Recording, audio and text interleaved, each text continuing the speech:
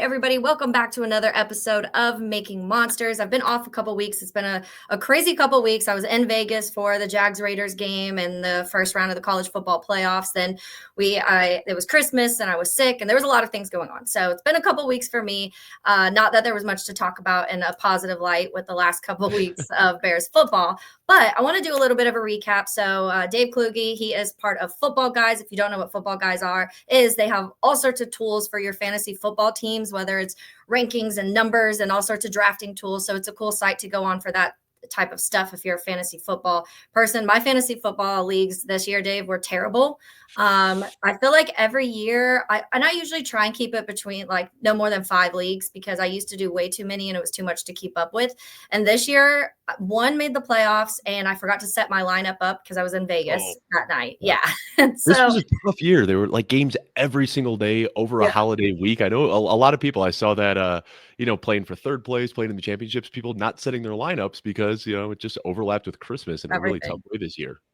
Yeah, I your one tweet made me laugh though. For like, you were like, if you're a commissioner, like payments out by 12 p.m. tomorrow, because there's always the people that are like, I'll get it to you by Friday, and I'm like, you're like, come on, get these people their money by now. I had a roommate steal my fantasy football dues once. It was somebody that I lived with for years. Thought I could trust him, and we had the draft party at my house. Everyone paid me in cash. I just put the money on my shelf and didn't think about it. And then 4 months later, when I went to get that money, it was gone, and my roommate denied it till to this day. Still hasn't owned up to it. Yeah, I did my first dynasty league this year. I had never done a dynasty league before. And so it was a learning experience because obviously it is a little bit different than when you're drafting and it was a startup dynasty. So we're all starting from the top. And so it is funny. Like I learned a lot this year about dynasty leagues and I was like, okay, next year I'll be smarter about this. Quarterback being one completely like screwed up. It was a 2 quarterback league. Yeah, so when I drafted, I waited way too long. It was also 14 teams. So I waited way too long. And by the end, when I finally was like, oh yeah, I need a second quarterback, there was nobody. So I ended up getting Michael Penix. Yeah. I literally had Michael Penix and Joe Burrow as my 2 quarterbacks, which Joe I love, but Michael didn't start all year. So all season long, I was like picking up Jameis Winston, picking up Cooper Rush, picking up this person. Hey, like just trying to make though. I know. And I will say, you said that you had a bad fantasy football season. This was a weird year. I had the best fantasy football regular season I've ever had before. I made playoffs in over 90% of the leagues that I play in. And then I just got mopped in the first 2 weeks of the playoffs because this was such a weird year where Cooper Kupp and Joe Mixon and these big time performers all season didn't show up when it mattered most. So, I think it takes a lot of skill to build a good fantasy football team and get into the playoffs. But once you're there, it's just blind luck. Yes, exactly. So let's get into some of the Bear stuff, though. That's why I want to do a little bit of a recap, maybe look to this game and the game this weekend against Green Bay and what would you like to see out of that. But let's start with some of the positives. And I want to get to player specific in a minute. But I do think that in a time like this, when things are very negative, especially on Twitter and the Bears world, you try and grasp at some things that you can say went well, or at least decent. Is there anything you can think of that sticks out to you that you would say is like a positive that you can take from the season and build from? Well, I appreciate you trying to start on a positive note because there isn't a lot of positive to talk about from this season. But I think the one thing that kind of is a silver lining, if you will, for me in this team right now is the young players that they have on the secondary. And I know, Tyreek Stevenson maybe didn't have the best season, but Jalen Johnson especially and Kyler Gordon, those guys played lights out this year. Maybe one of the best 1-2 punches at quarterback in the entire NFL. Tyreek Stevenson, he had the big fiasco in Washington, and it's going to take him some time to live that down. But when he was on the field, he played well. He wasn't allowing tacklers to get out of his rushers to get away from his tackles. Had one of the best success rates at tackling in the NFL. Jalen Johnson, we know he's a shutdown corner. Kyler Gordon, when he was healthy and when he was out there, he was doing a great job as well. So that's really the only silver lining I have. I could talk about the wide receivers, the running backs, quarterback play, D-line, linebackers. There wasn't a lot of good to take away from this season, but I think that's kind of where they should focus on continuing to build this defensive unit is in their young secondary. Yeah, and that was one of the things I was most excited about when we were in the offseason was the secondary, because I think even beyond the guys you named, and a lot of people had questions about Kevin Byard, because I know a lot of people wanted Xavier McKinney for obvious reasons, but I do think that the value that they got a Kevin Byard from this offseason, replacing Eddie Jackson, looked really good. Kevin played really well all season. He was that kind of veteran guy that I also think they needed back there. It was unfortunate that Brisker had that Yep. concussion that kind of lingered through the rest of the season. I do think that affected a lot just because Brisker is that guy that's kind of that safety that plays everywhere. And obviously, you see him get his hands on the ball. You'll see him get to the quarterback. I mean, he was our sack leader a couple seasons ago. Yeah. And so I do think it hurt not having Brisker out there because then after that, it was like a rotation of Elijah Hicks and Jonathan Owens, who, I mean, okay, but Yeah. not fantastic. But to your point, yeah, I think Tyreek Stevenson has the ability to be a good corner. He just for some reason starts slow every season, and like both seasons so far, he's like the first half of his year looks really rough, and then he'll kind of figure it out towards the end, and that's what happened this year too. So I am looking forward to seeing that next year of him kind of put it all together, and hopefully the disciplinary part has to kind of shake out because there are a few moments, not even just the Hail Mary, it was on a Right. sideline shoving people after plays and stuff like that. Like, got to tone that down a little bit. I'm going to go in the light of with Caleb Williams. And when I say this, the progress of Caleb Williams, even despite a lot of bad things happening around him. I think that I know people were expecting more. I know this right now, 19 touchdowns, 6 picks, 3,400 yards, I think almost 500 rushing yards. People probably expected more and they expected maybe a little more accuracy, especially on some of the deep balls. But I think for me, with someone that's been sacked 67 times, I just was looking up, he's been pressured 196 times this season. And so for a quarterback to have that, lose his offensive coordinator, the head coach being from passing game coordinator to head coach in 3 weeks, all of these things kind of going around and being messy and him not regressing to me is something that we have to look at in a positive light. I do think there's things he has to get better on. You don't want him to hold the ball so long. Some of those sacks are on Caleb because he does hold the ball long. I think that deep ball accuracy does need to get better. But the one thing I think everybody complained about, or I guess was worried about before the season started when it came to Caleb was, can he only play this like crazy sporadic type of offense? Can he not be in like a controlled type of environment? And I think he showed that he can do that because he is able to this year take some of those checkdowns when he needs to. The intermediate passes have been really well using that short yardage and stuff like that. And it doesn't feel like he was like trying to scramble and do too many crazy things most of the time. So I do think there's positives out of that. And I think that the biggest, you have to give him a compliment, number one, on the toughness of just the amount of pressures that he had, but also just not getting worse through the season and the circumstances that he was in. Yeah, I kind of go back and forth on Caleb Williams because there was definitely a lot of good to take away from his rookie Yeah. season. And I think there was a lot of bad as well that, we don't want to completely ignore. And it's tough. I'm very strict on the, like, there should be no definitive statements on young quarterbacks until they've Yeah. been in the league for, 5 years. Because we see it all the time. Like CJ Stroud last year, people were anointing him one of the best quarterbacks in football, completely face planted in year two. Similarly, we saw I saw Bryce Mac Young, who was Jones. Mike Jones or Mac Jones, exactly. And Yeah. Bryce Young, terrible his rookie season, and then all of a sudden looks pretty good in year two. So I don't want to say anything definitive on Caleb. I think that, one of the big concerns that I did have was his ability to stay on structure and stay on pace. And I don't know if we saw a lot of that, but that's also so tough with, nonstop changes at the head coach and offensive coordinator position. We did see kind of what you talked about, when he plays best is out of the offense, when things get sporadic and things kind of break down. And I think that's why his second half numbers were so much better than his first half numbers, because Yeah. that's when he was kind of forced to play hero ball. And I think that is where he's at his best. But at the end of the day, if the offense isn't scheming players to get open, it doesn't matter who you have running the offense. I mean, there were just receivers that were running into each other 20 yards downfield. So he was never really set up for success. I think there were a lot of pros and a lot of cons in his rookie season. Yeah, I think we've seen a lot of like even screenshots, which I hate when people screenshot a play and are like, look, this guy's open, I know. because that doesn't show anything. But when you can screenshot and you see 2 wide receivers in the same exact spot, like multiple times this season, yeah, those are when you start getting frustrated about some of those things. And I do think that we've noticed that he does play better in like quick up tempo, try and get some play action stuff going. That's when we start to see him succeed. He's really good when he's being blitzed, and maybe that's because he does have to make those quick decisions and doesn't have to like think about things too much, just gets to like be Caleb. So it will be interesting to see how this continues to progress with him, because I know the eyes are going to be on him. The rest of when you look at Bo Nix and Jaden Daniels and Drake May and all of these other guys that are coming in and looking well, looking pretty good this season. Do you have another one, or is that your like main positive? I As think a whole my biggest positive was the secondary. secondary. Yeah, the young secondary. I think that we've got some key pieces there. And I didn't talk about Brisker a lot because he was hurt, but Yeah. Brisker is definitely one of my favorite players on this team too. Looking Yes, forward to a man. healthy year from him next year. But I think if you can build around Jalen Johnson, Kyler Gordon, Tyreek Stevenson, and Jaquan Brisker. I think they all showed enough this year, even if some of them wasn't for, a full season, that we should have faith in that core going forward. So what's your biggest negative? For I know me, there's many to choose from.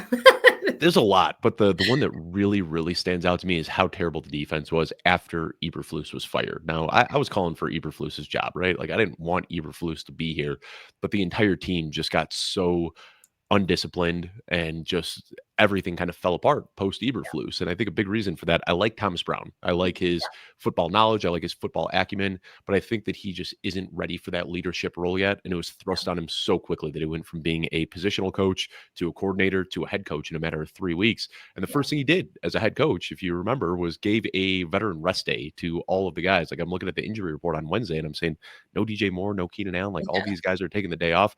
I think when you are a new head coach, you want to try to reset the culture a little bit. Exactly.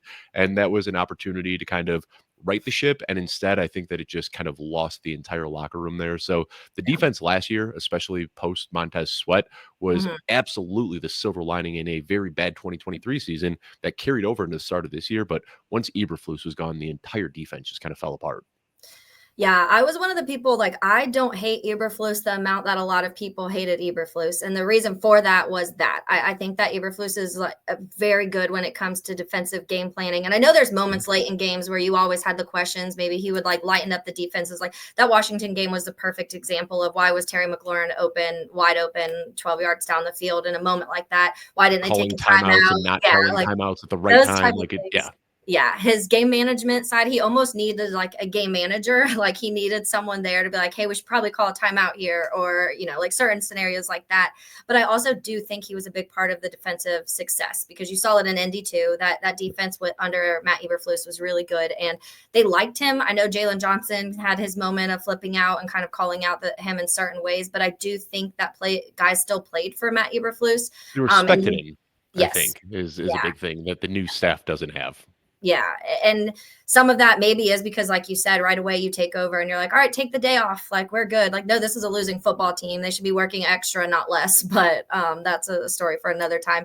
But yeah, I think there's a lot of negatives we could go through. I do want to say the offensive line. And I think that to some people may be an obvious one. I will preface this by saying I love Darnell Wright. I think Darnell Wright is our right tackle of the future. I actually do like Braxton. I think maybe could we have a better left tackle? Yes, but I do think Braxton has shown that he can play the position. The bull rush is a problem. We've got to figure out that. But the interior was a big issue. And I think that Tevin Jenkins, I love him, but he just can't stay on the field. And it's caught up because now you're in like 7-8 different formations that you have to have on your offensive line. So there's no continuity whatsoever between those guys in the middle. And I do think that in a season, knowing that this offensive line has been a problem for years, thinking that a Coleman Shelton and a Ryan Bates was going to fix everything and make this offensive line something good for your rookie quarterback, to me is a massive problem. And I do think that is a big reason people are putting Ryan Poles on the hot seat right now. Especially Ryan Poles, like an ex-offensive lineman himself. You'd think that he'd understand the importance of building this team out in the trenches. And I'm with you. And there's so much. I don't know if this gets discussed much in team shows and NFL shows, but we talk about it in fantasy football all the time, that sacks really are a quarterback issue. And you can see that year over year. You'll have these random little outlier seasons, but typically when a quarterback, gets sacked a lot in college, that carries over into the pros and late into their career. And likewise, quarterbacks that are good at avoiding sacks avoid sacks pretty well throughout the remainder of their career. And what's so frustrating with Caleb Williams is you see his abilities in the pocket. I mean, it's like he's got eyes on every spot around his head. His ability to just slide around in the pocket and evade pressure, but he still takes these sacks. So when you start looking at him and charting all of them out, you'd say probably about 50% of the offensive line's fault, about 50% are Caleb's fault. But I also think it's so hard as a quarterback to ever feel like you are fully supported by your offensive line when it's just a nonstop carousel of new guys coming in there. You don't know who's going to be picking up blocks, the tendencies of the guys that are in front of you. So I think it was just a tough situation overall for Caleb. I think that if we can get some continuity in that offensive line, it could hopefully help with the pressure to sack rate that we saw in college and that we saw his rookie year. I'm hoping they can coach that out of him. Yeah, same. And it was obviously a problem with Justin Fields too. That sack number was really high when he was at Ohio State and it transferred over to the NFL. And when you don't have a good line in front of somebody, that is going to continue. I was going to name one more of the bigger negatives and see how you feel about this topic. But to me, the run, the run game in general, because I feel like 100%. that has been such a strong suit in Chicago, even in years when you feel like, oh no, like you lose Matt Forte, and then you feel like they just have kind of found that next guy over and over and over again that's been able to be an efficient back and has been able to kind of carry that the load of the offense. And I think that DeAndre Swift had moments, but DeAndre Swift isn't that lead back type of guy because he's not that bulldozer, go up the middle type of running back. And it really hurt not having that this year. Some of it's on the offensive line, but I do Mhm. think a lot of it is just more so how you scheme up DeAndre Swift and him not being able to do certain things when it comes to that area of the offense. Yeah, I think DeAndre Swift is terrible. So you're preaching to the choir here. I was so mad about that signing when they first made it, especially that they were so excited about that signing. If you Yeah. recall, it was like minutes after free agency opened it. They announced that, they signed him to a big deal, and then we start seeing over the coming days, like, it's Saquon Barkley and, Yeah. Derrick Henry and Josh Josh Jacobs and these, like, Jacobs. Yeah. other better running backs are Yeah. getting similar contracts. We definitely overpaid on DeAndre Swift, and he is not a three-down back. I think he'd be Yeah. much better suited as just kind of the hurry-up guy, maybe try him out at slot receiver here and there. I think Roshan Johnson is the most well-rounded back. I mean, he Yeah. Me can too. play every single down, and I think that he's got that tackle breaking ability that DeAndre Swift doesn't have, but I don't know if Roshan Johnson could hold up to a full workload as well. I don't understand why Khalil Herbert was just evaporated from the Booted. game I plan know. this year and I traded know. for almost nothing. I mean, on an efficiency basis over the last few years, Khalil Herbert's been one of the best running backs in the league. Now, he doesn't have the measurables and the athleticism, but he's just a naturally gifted runner that could find the creases, rip off the chunk plays even without the speed. And Yeah. then you've got DeAndre Swift, who is just the complete opposite end of the spectrum, where he has every desirable metric and he has the college production and he had the combine and he has all those really exciting features, but he's just terrible at running the ball. Everything is east-west movement. He can't, Yeah. run his way out of a wet paper bag. So it was extremely frustrating to see this year. And Yeah. unfortunately, DeAndre Swift is going to be a part of the plans for the next few years because they paid him pretty handsomely to be so. Yeah, and that's why I think a lot of people now talking about the draft are already starting to look at some of these guys, like obviously a Genty, but a Scadaboo, I think got a lot of people's Yeah. attention in that game. But I've been talking about Scadaboo for months because I feel like he's massive. First of all, when you see him, you're like, that guy's a Oh yeah. running back. He does not look like a running back.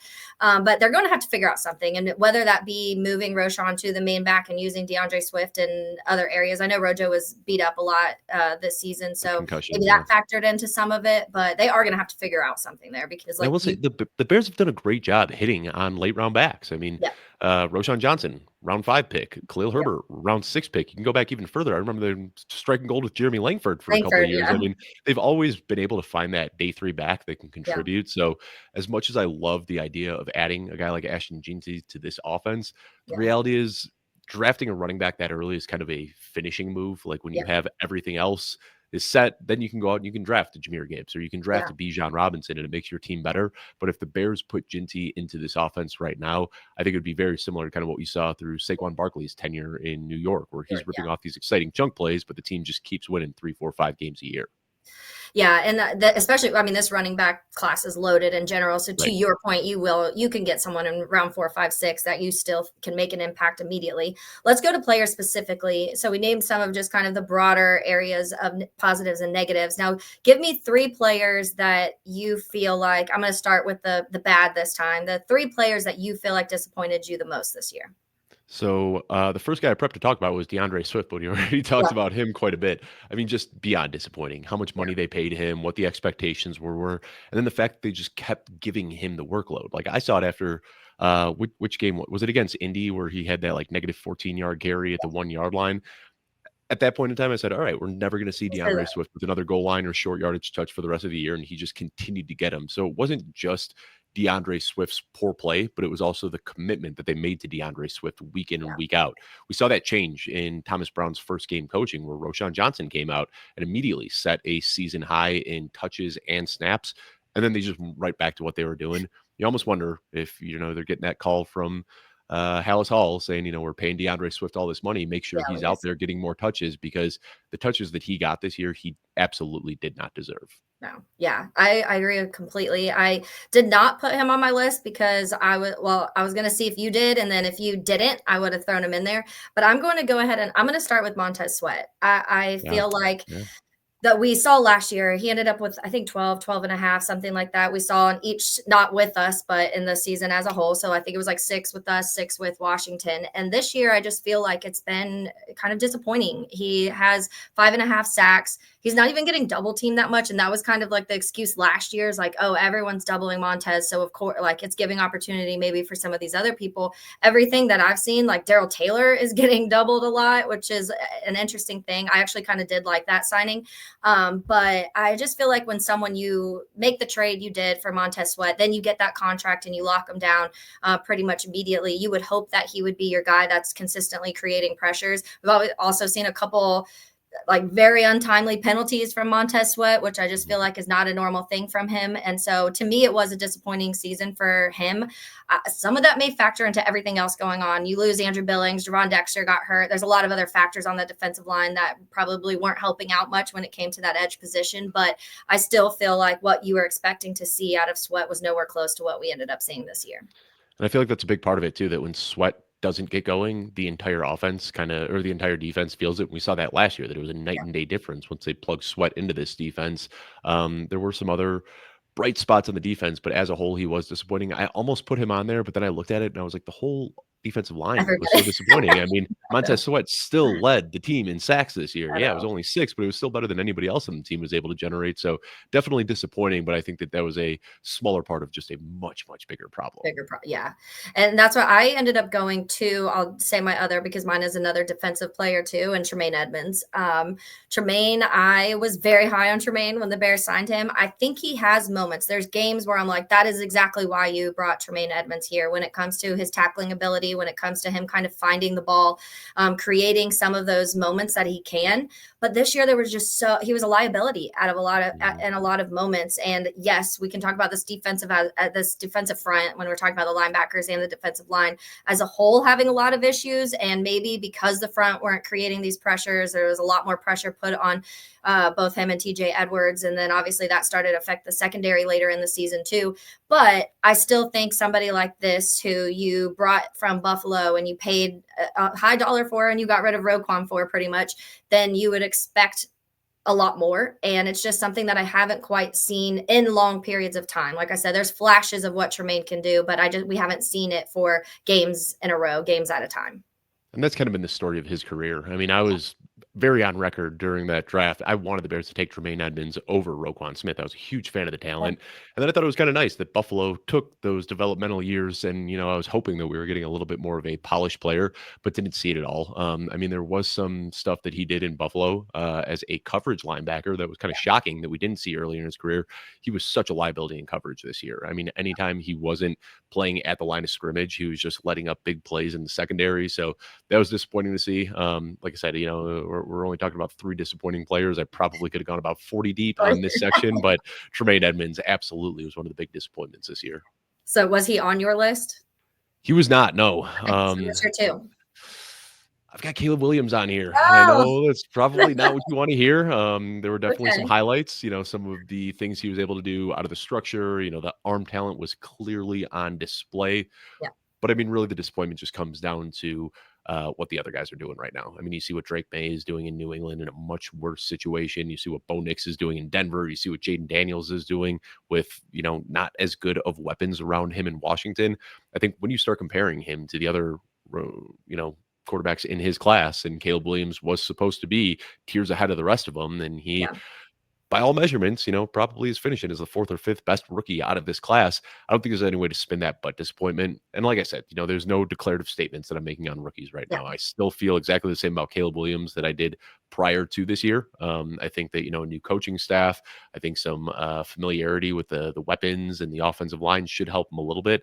But it's tough for me to look at what Caleb Williams did this year and feel good about it. Yeah, I think that I keep coming back just to like the stableness of where Jaden and Bo are. And that's Mhm. why I like make a little bit of a pass for him. I think there's definitely areas that he has to improve on and areas that I thought he would have been ahead of by now. But I keep going back to that. And I don't know if Jaden Daniels or Bo Nix were on this Bears team if they would look anywhere close to I what don't they think look like so. right now. I don't think Um, Patrick Mahomes would. yeah, so that's what I keep having to go back to. Like, okay, this guy has 19 touchdowns and 6 picks on a team that most people would probably be who even knows, probably 12, 13 picks, honestly, because I feel like that's kind of the range that even a Bo Nix is right now. And he doesn't have to deal with some of these things. But I do completely get that people, you were told that this is this next. That's why I hate those words, the generational word and all of those, Right. because I've seen it too many times now covering the Jaguars too. I've seen it with Trevor Lawrence. Now we're going into year 5 of Trevor Lawrence, and we still aren't seeing what people said was going to be the ceiling or anywhere close to that. And so I've seen it happen if the environment's not right. And so that's what I'm just hoping, like the Bears have to get this coaching hire right. They have to, or it's just going to be the same cycle that we've already seen 5 million times. I'll go with my last one. And I did literally had Swift with a question mark and then a slash because I was like, if he doesn't say Swift, I'll do it. But I'm going to say Nate Davis. This person that's not even on Mhm. this team at this point. But I feel like from the time he got here was we make the jokes about him not practicing in preseason and camp and not practicing in the practices and sitting out. But then even when he was on the field, it was so disappointing. And I feel like he just weighed so much down because there was this expectation that he could be that right guard that was going to come in and start and everything. At least that would help the interior. And it was just one thing after another with Nate. And that was probably one of the biggest. We talk about Claypool, we talk about Bayless. Nate is on that list of some of the worst decisions that have happened by Ryan Poles when it comes here. And I think it's unpredictable. I did a podcast on Nate Davis when he came here, and I was talking to a lot of people from his former team and was just like, hey, and they all loved Nate. But even in that podcast, they said it's kind of like this agreement he had with them that he doesn't have to practice all the time because he can come out and play at a high level without having to. I think going to a new team, you couldn't do that because you're still trying to find some like in syncness with the rest of the line and the quarterback. And so he needed to practice and didn't want to practice. And he kind of got spoiled not having to for those few years before. So I just feel like, to me, that is one of the biggest problems and has kind of spiraled the whole offensive line throughout the season. Completely. And you can do that when you're with a team long term. I mean, if you look at the San Francisco 49ers practice reports, Trent Williams, like, never Yeah. practices Wednesday, rarely practices on Thursday, but he is afforded that ability because he's been with the team for over a decade and he's done great play for them. And Nate Davis did that with Tennessee as well. But yeah, I think that when you see that, and, it goes back to what I said about Thomas Brown when he took over as the head coach, gave all the veterans a rest day. I think that just sets a dangerous tone for the rest of the team. And it's kind of the younger guys looking up, saying, well, if the vets aren't practicing and they're not giving effort, why should I? And it just Yeah. becomes a much bigger scale culture issue than anything else. Yeah. All right. What's your 3? I hate to mention this because, Okay. I mean, Caleb Williams, I You love him already and I heard hate us that with he's on Caleb. this list. But DJ Moore had Yeah. high hopes for him this year, and it just hasn't been there. You can look at the statistics, yards per game. He's having the 3rd lowest of his career, a huge step down from what we saw last year. But really, it's more of the off the field stuff or even the sometimes on the field stuff, the giving up on routes, the walking off on plays, the talking to the media last week saying that he's already looking forward to his off-season vacation. Yeah. He was paid high-end wide receiver 1 money, and he is not giving that play or that culture back to the locker room right now. I've been a huge DJ Moore fan during his entire time in Carolina. I was able to see the things that popped off the screen. I was able to see all of the advanced metrics that told us he was a good football player. And I was thrilled when the Bears got him last year. We saw the big numbers last year, career Yep. year for DJ Moore. And I think the Bears did the right thing by extending him. But the play and the attitude this year has Yeah. not been what they've paid him for. And it's hard to look at what he's done as anything but disappointing. Yeah, I think honestly a lot of people would agree with you, and it sucks because I think after last year it was so exciting, it was fun. DJ Moore added this element of like, okay, we have hope for the future went Mhm. last year, and then now it felt a lot of times like he didn't want to be there, which is really odd because I feel like last year, even when things were not good, you still felt like DJ was the one to kind of pick up people and get the game. Like that one little spark from DJ was the one that would like ignite a game and feel like you were Right. still in it. And this year it's almost been opposite. And I feel like the wide receivers in general, like we talked so much about what DJ and Rome and Keenan were going to be able to be with the addition of Cole Kmet, which that was also one of my negatives too, is the lack of usage of Cole Yeah. Kmet. Not even Um, Cole Kmet's play. Just the yeah, like just usage of Cole the Kmet. way Yeah. exactly, like what I don't or lack of usage of Cole Kmet. But we talked so much about that receiving group as a whole and what they could do and how much they would help Caleb in this year. And then in moments where you really needed them, like the amount of drops, Keenan never dropped passes. And all of a sudden this year, we're seeing like multiple drop passes, and same for DJ. And Rome is a rookie, so you're kind of expecting some of those moments from him. You're seeing him all across the board. Even Brian Thomas Jr., who's having an insane year, has had some really some crucial drops too and big moments. And so you expect those from rookies. But a guy like Keenan Allen and DJ Moore, who are veteran wide receivers and have been in the league for a long time, some of the drops that they've had are just like, I don't understand what is going on. And maybe some of it's some miscommunication, because you do see, like we mentioned in the top of this, multiple wide receivers in the same spot. There's definitely a lack of, like, him and Rome don't always seem like they're on the same page. So that's something that you hope progresses throughout this offseason and the more time they work together. But I feel like you could put the receiving group as a whole kind of in that category of just not quite what you thought they were going to be the way we talked them up in the offseason. Yeah, and I have like such individual takes on every single wide receiver. It's easy just to like kind of throw blanket statements about the wide receiver room as a whole. I think DJ Moore, the attitude was terrible. The effort seemed to be lacking. Keenan Allen definitely had some uncharacteristic drops, but Yeah. most of those came at home in the later part of the season. I think, Yeah. he's used to the San Diego, Los Angeles weather where it's nice and Yeah. warm out there. It's a little harder to catch the ball Those when your hands get cold cold. hands. Yeah, Yeah. and then Roma Dunze, I mean, like, I think he looked fantastic this year. I think he looked like the best Bears wide receiver, but he was consistently playing that wide receiver 3 role where he Yeah. wasn't getting those first read looks. So I still have a lot of excitement for Roma Dunze. And I don't get to talk about this on my show too much because, we have to talk all NFL fantasy football. I don't get into like the weeds of Bears discussion. Yeah. But I think the big thing with DJ Moore, I mean, he was very clearly a Justin Fields guy. I mean, he was Yeah. the one consistently all last offseason in the locker room talking about how they wanted Fields to be the guy and they didn't understand why they were getting rid of a winning quarterback. And he Yeah. always kind of seemed to have this distaste in his mouth when it came to Caleb Williams. And then you look through the rookie media cycle of Caleb Williams and Roma Dunze getting drafted together and doing their photo shoot together and traveling on planes together and doing all this sort of stuff. I can't help but feel like DJ Moore felt like he lost his guy. And, we hope And then that that was the maybe other guy. exactly. And now he feels, and I think that is just kind of coming out in a not so healthy way.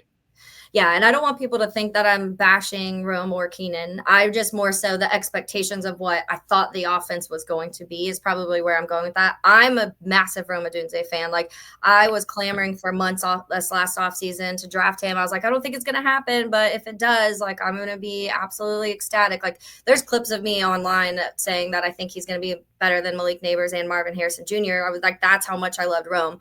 And I do think that, I mean, he has almost 800 yards and he's a wide receiver 3, and they're like using him as like a running back and a decoy in games. Like, it's just been everything's been weird offensively. And so I am very excited for Rome. And Keenan's still Keenan. Keenan's that route runner that is going to be able to at least create some separation. And I just mentioned the drops because there's been a few games where I'm like, man, like, that's just not something you've ever seen. I never thought about the weather, and that's a good point because it is something that probably he's not used to having to. I've played, I'm sure all of us being from up north have played football, like catch out in the cold, or played a football game out in the cold, and it sucks. It's hard.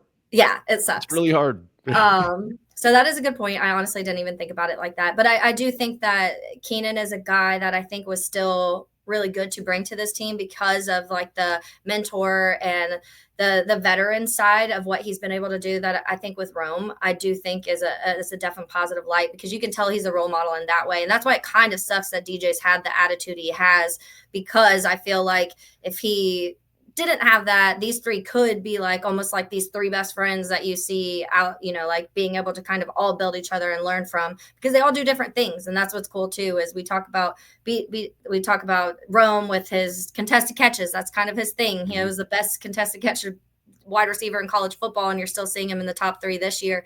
And then Keenan's that route runner, and DJ's kind of that deep ball, or if you need him across the middle, that type of stuff. So it is interesting to see how it will build this next year, the more comfortable they are. Are you expecting Rome to be 1 next year? I think so, yeah. And I know there have been talks about potentially bringing Keenan Allen back, which earlier in the year I thought was ludicrous. I actually don't hate the idea now. Yeah. when we're talking about, players that we were impressed and disappointed by, I actually had Keenan Allen on my list of players that I was impressed with because I thought he was just kind of washed and he was able to rewind the clock a little bit. And like you said, kind of be that role model figure to a guy like Roma Dunze. And it's been frustrating to see the lack of production from DJ Moore and the lack of usage from Roma Dunze. But I still think that Keenan Allen has, done what we've asked him to do. He rewound the clock and he's done a great job there. I don't know as far as like who the number one's going to be, who the number two is going to be. I think if they do run it back with this trio, Mhm. I still think DJ Moore is the most talented of the bunch, and I love Roma Dunze, I do, but DJ Moore is just so much more versatile. He Yeah, can win downfield, he can win on the short routes, he can make yeah, plays after the catch, he could win inside outside. Right now, Rome is still a little bit better at contested catches outside the number, which is a very valuable role to have for a wide receiver. But DJ Moore is the guy that you can get really creative and versatile with, and we didn't see that this year. So if they do run it back with these three next year, what I'd like to see is DJ Moore go back to what we saw last year. A guy yeah. who can have 1,500 yards receiving, have Roma Dunze kind of be that number two guy, and then have Keenan Allen kind of working as the underneath check down option. Yeah, I like that. And I think that you saw this year, like even though awareness Rome has this early in his career, the touchdown in the corner, making sure his feet Ooh, are in, like I yeah. know it's just like things like that are so beautiful to see.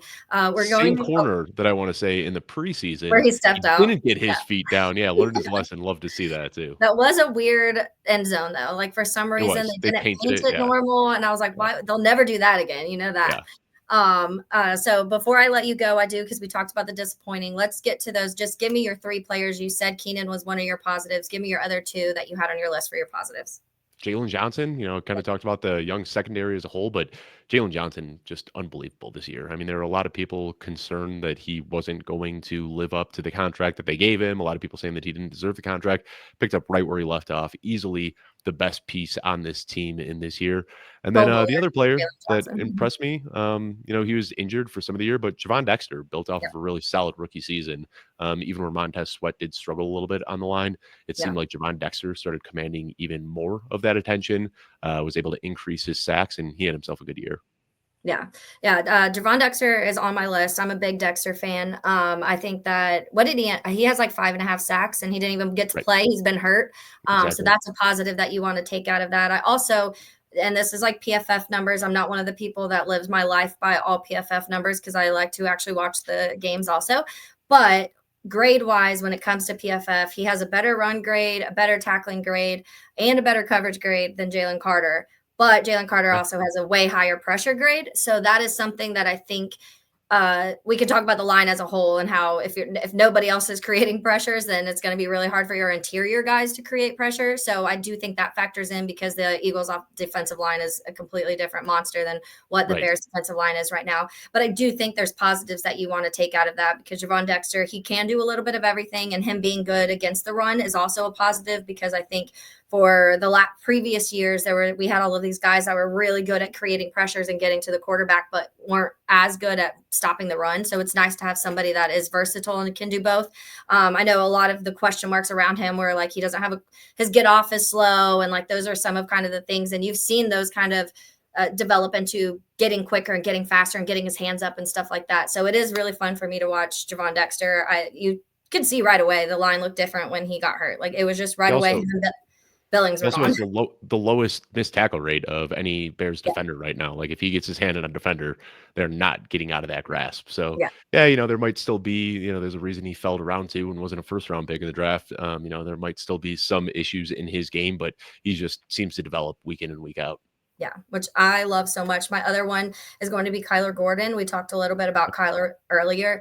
He would probably be my MVP of the Bears this year, honestly, because I just feel like Kyler, every single week, you're seeing him when it feels like nobody else is making any plays. Kyler comes up and does something. And it's just really fun to watch him everywhere when we're talking about him in coverage, when we're talking about him even getting to the quarterback, when we're talking about him stopping the run. He's everywhere. He's all over the place. He's fun to watch. He brings this whole other level of energy that I feel like the Bears lack in certain games, especially in the second half of the season. And Kyler always brings it. So I love that. He's my number 2. My number 3 is going to be Darnell Wright. I mentioned Yeah. again, I do think that is somebody, and I know people criticize that pick because everyone's like, you could have had Jalen Carter and instead you took Darnell Wright. I think that we're looking at an offensive line that needs a lot of help still. And could you imagine going into this offseason if we had drafted Jalen and we didn't have Darnell Wright, and then you're pretty much looking at probably 4 positions you've got to fill on the offensive line. So I think that he's another guy that, yes, we've seen moments in games where you feel like he probably allowed more pressures than you'd like, but then there's other games where he completely locks down some of the better edge guys in the league. And we've played a lot, especially the second half, played a lot of really good defenses and a lot of really good pass rushers in the second half of the season. And I feel like he's been able to do his job, and he's really good at the run. Like, we know his run blocking is better than his pass protecting, but I think that is a positive. And that's why I'm always like, run right. Like, I'm screaming at the TV constantly, like, run to the right side of our line. What are we doing? And it's still instead Swift's running back and forth up and down the line of scrimmage. Yeah, and I mean, I'm looking back at that draft right now, just wondering, had we taken Jalen Carter there, what offensive line would have been available in round two? And there's nobody. So I mean, if the option is Darnell Wright and Javon Dexter, or Jalen Carter and the next As offensive somebody, lineman to go off the board, Juice Scruggs, I mean yeah, that's where we'd be at. I'd much prefer what they pulled what we off in have. that 23 draft. I agree with you. So let's wrap this up. Green Bay this weekend. We always hate the Packers.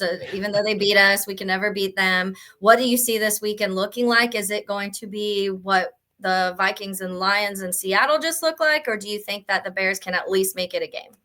I'm much like DJ Moore right now. I'm looking forward to Yeah. the off season. At this point, I've been spending a lot of time on tankathon.com, kind of looking at where the Bears could move, and they could definitely move up in the draft, which would be nice. But I think the main thing that I want to take away from on a more serious note is I want to see Caleb Williams push the ball downfield a little bit, because we Yeah. saw that a ton in college. We saw it early this season, and I tweeted about it earlier today. But I can't help but feel like that, like, X amount of passes without an interception was bleeding into the way that he played, because what we saw I over the agree. last few weeks was not the same Caleb Williams that we saw in college and early in his rookie season. He started playing very scared, Yeah. rather than throwing to covered receivers and allowing them to make a play. He was throwing the ball out of bounds, or he was Yeah. pushing the ball way beyond guys downfield, afraid of those overthrows that cost him interceptions earlier in the season. So I think him ending that Thursday night football game on an interception was one of the best things that can happen, because now that number is out of his head, and I'm Yeah. hoping that he just plays a little bit freer and a little bit looser. I'm okay taking the interceptions. We've seen it with Josh Allen, we've seen it with Peyton Manning. Some of the best quarterbacks in the NFL threw a ton of interceptions early in their career. I started to hate the Caleb Williams that we saw playing over the last few weeks, where it just Yeah. seemed like he was on a very short leash, afraid to take any risks. So that's what I'm going to be looking for in this matchup. I don't care about the win. I don't really care about anything else. I just want to Yeah. see Caleb Williams play a little bit more free and push the ball downfield like we've seen in the past. Yeah, I agree. And I felt like that too. It did feel like he was playing timid a lot of the time the last few weeks. And even I felt like all year almost guys were in his ear telling him not to run. And I don't know if that's the case. This is just what it feels like watching him, because the amount of times, and I get sometimes they're probably like, you don't need to be the Caleb at USC where you're running crazy and spinning and doing all these things. And you don't need to be that. You don't have to play hero ball. But there was times where I just felt like he'd be like scrambling, escape a sack, run up, and then like just stop at the line of scrimmage and then throw it Yep. away when you could have gotten another 5, 6, 7 yards. And it's happened so many times this season. So I'm wondering how much the Bears have reeled him in. Like, hey, let's try and like take this back a notch. We don't want you to get hurt, and we don't want you to throw a lot of picks, and we don't want you to get late. Like, you're not going to get any calls if you get hit late. So let's just avoid all of those things. But I'm ready to see, like, I want to see Caleb unleashed this weekend and just see the Caleb Williams that we drafted. Exactly. I Yeah. don't care if we lose. I mean, Yeah. it's probably It is inevitable what at it this is. point. Helps our draft pick. I just want to see Caleb Williams look like a fun player. Yeah. I would love to pick off Jordan Love a few times just to just add to the end of the season for us. But anyways, Dave, thank you so much for hopping on with me. I really appreciate it. I know you get to start relaxing now a little bit, enjoy football without having to do a million things and a million podcasts. It is nice. Yeah, we're doing one podcast a week as opposed to the 5 that we do in season. After the draft, we ramp up to 2 episodes a week. Around July, we ramp up to 3 episodes a week. By August, we're doing 5 episodes a week. So this That's a is lot. nice. This is Yeah. a ski season and my slow season Love it. overlap here. So I'll be taking tomorrow off, hitting the slopes, and doing a lot of that over these next 2 months. Love it. Before we let you go, tell everyone how they do find you, where to find all your work, how do we listen, how do we read, how do we follow? Yeah, real easy. You can find me on Twitter at Dave Kluge, Kluge, and then all of my written and video content is hosted by Footballguys. Perfect. Thank you so much, and appreciate this little bit of a lull you have. Thanks for having me, Taylor.